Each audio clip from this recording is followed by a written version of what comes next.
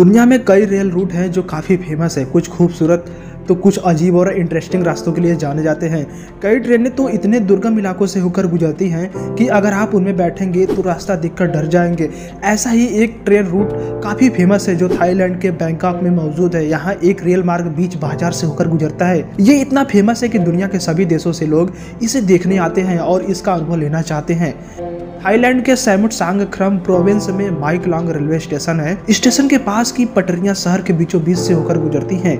हैरानी की बात यह है कि पटरी पर यहाँ की सबसे बड़ी सब्जी मंडी लगती है। इस मार्केट का नाम फोल्डिंग अम्ब्रेला मार्केट है। तो आप सोचेंगे कि इसका ऐसा नाम क्यों है। दरअसल एक सकरी रास्ते से गुजरने वाली ट्रेन की पटरी के अगल बगल सब्जी की दुकानें लगाई जाती है। जैसे ही ट्रेन यहाँ से गुजरती है वैसे ही दुकानदार अपनी दुकान के पर्दे फोल्ड करके हटा लेते हैं, जिससे ट्रेन आसानी से निकल जाती है। यहाँ ग्राहक सब्जियां खरीदने भी आते हैं, मगर उनसे भी ज्यादा टूरिस्ट इस जगह को देखने के लिए आते हैं, जो इस मार्केट को देखकर काफी हैरान रह जाते हैं। आपको बता दें ये फोल्डिंग मार्केट सुबह के 6 बजे से शाम के 6 बजे तक लगती है। सब्जियों के अलावा यहाँ फल, मीट, सी फूड और भी सभी चीजें मिलता है। थाईलैंड टूरिज्म अथॉरिटी के अनुसार ये दृश्य एक दिन में 8 बार देखने को मिलता है, यानी ट्रेन कुल 4 बार महाचाई से माइक लॉन्ग जाने के लिए यहाँ से गुजरती है और फिर माइक लॉन्ग से वापस महाचाई लौटती है। CNN की रिपोर्ट के अनुसार माइक लॉन्ग स्टेशन बैंकॉक से करीब 80 किलोमीटर दूर है। इस रास्ते को बिना ट्रेन से पार करने पर 1.5 घंटे का वक्त लग सकता है, इसलिए ट्रेन से ही ज्यादातर यात्री सफर करना चाहते हैं। इसके अलावा इस इलाके में एम्फवा फ्लोटिंग मार्केट भी स्थित है, जो फ्राइडे से संडे तक दिन के 2 बजे से रात के 3 बजे तक खुला रहता है। थाईलैंड में आप और भी बहुत सी जगहों पर घूम सकते हैं। तो चलिए थाईलैंड के बारे में और अधिक जानते हैं। थाईलैंड प्राकृतिक सुंदरता और मनोरम दृश्य के लिए दुनिया भर में फेमस है। थाईलैंड दक्षिणी एशिया महाद्वीप का एक ऐसा देश है जो कि पर्यटकों का सबसे लोकप्रिय है। थाईलैंड का प्राचीन भारतीय नाम श्यामा देश या श्याम है। थाईलैंड का प्रमुख एवं सबसे अधिक आबादी वाला शहर बैंकॉक है। थाईलैंड की राजधानी बैंकॉक पूरे दुनिया में इससे सबसे गर्म देशों में से एक है। थाईलैंड घूमने और देखने के लिए लोग दुनिया के अलग अलग देशों से आते हैं। थाईलैंड को अधिकतर भारतीय लोगों द्वारा ज्यादा पसंद किया जाता है। बैंकॉक थाईलैंड का एक खूबसूरत शहर है। बैंकॉक को थाईलैंड की राजधानी के रूप में जाना जाता है। यह शहर थाईलैंड का सबसे अधिक आबादी वाला शहर है। राजधानी बैंकॉक एक मेट्रो सिटी के साथ साथ ऊंची इमारतों वाला एक खूबसूरत शहर है। बैंकॉक घूमने के लिए कई सारी तीर्थ स्थान, पर्यटन स्थल, नाइट क्लब, मार्केट और भी बहुत कुछ देखने को मिलता है, जिन्हें पर्यटकों द्वारा काफी अधिक पसंद किया जाता है। बैंकॉक में घूमने के लिए प्रमुख जगहों का जिक्र करें तो Lumphini park, grand palace, emerald Buddha का मंदिर, वाट फ्रासी और भी बहुत सी चीजें शामिल है। पटाया शहर, पटाया थाईलैंड का एडवेंचर वाला एक खूबसूरत प्राकृतिक शहर है। यहाँ पर कई सारी वाटर स्पोर्ट्स एक्टिविटीज भी कराई जाती है। पटाया दोस्तों एवं अपने परिवार के साथ घूमने जाने के लिए एक खूबसूरत जगह है। यहाँ की आकर्षण यहाँ पर स्थित कई रेस्तरां, कैफे, चकाचौंध रोशनी वाली दुकानें, नाइट लाइफ काफी रोमांचकारी होता है। चियांग माई, थाईलैंड में पहाड़ी क्षेत्रों में स्थित चियांग माई उत्तरी थाईलैंड में पहाड़ों से घिरा हुआ है। चियांग माई में ही स्थित है व्हाइट टेम्पल, जो कि थाईलैंड का एकमात्र हस्तशिल्प मंदिर है। यह मंदिर थाईलैंड के प्रमुख पर्यटन स्थलों में से एक है। चियांग माई के प्रमुख आकर्षण थाई मसाज, नाइट लाइफ, बौद्ध मंदिर, व्हाइट टेम्पल आदि जैसे और भी बहुत कुछ यहाँ पर देखने को मिल जाते हैं, जो कि चियांग माई के पर्यटन स्थलों की रोमांचता बढ़ा देता है। फी फी आइलैंड थाईलैंड का एक मशहूर आइलैंड में से एक है।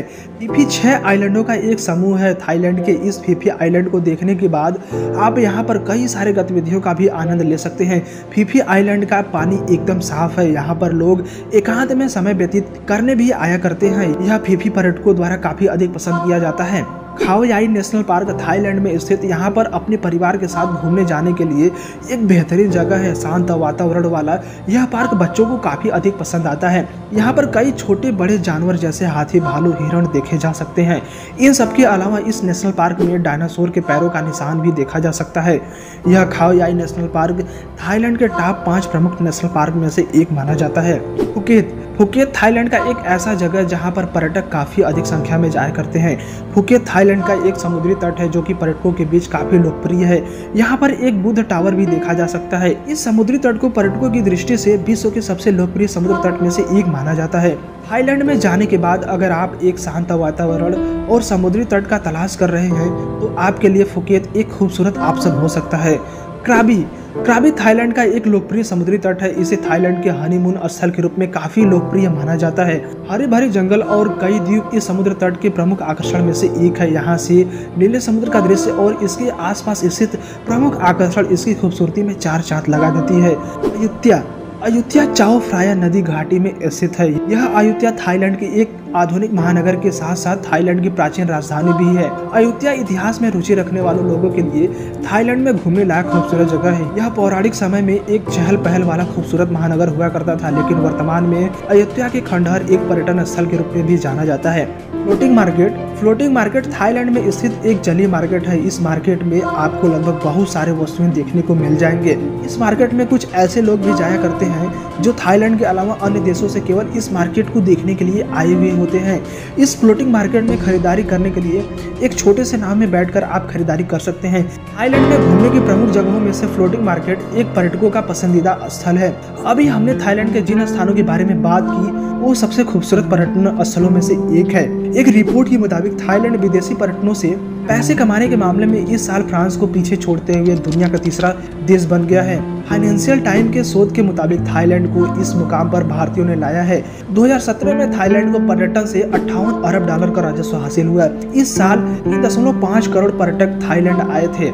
यही गति रही तो 5 सालों के भीतर थाईलैंड स्पेन को पीछे छोड़ दूसरा स्थान हासिल कर सकता है और फिर अमेरिका ही उससे आगे रह जाएगा। पर्यटन उद्योग थाईलैंड के लिए सबसे लाभकारी साबित हो रहा है।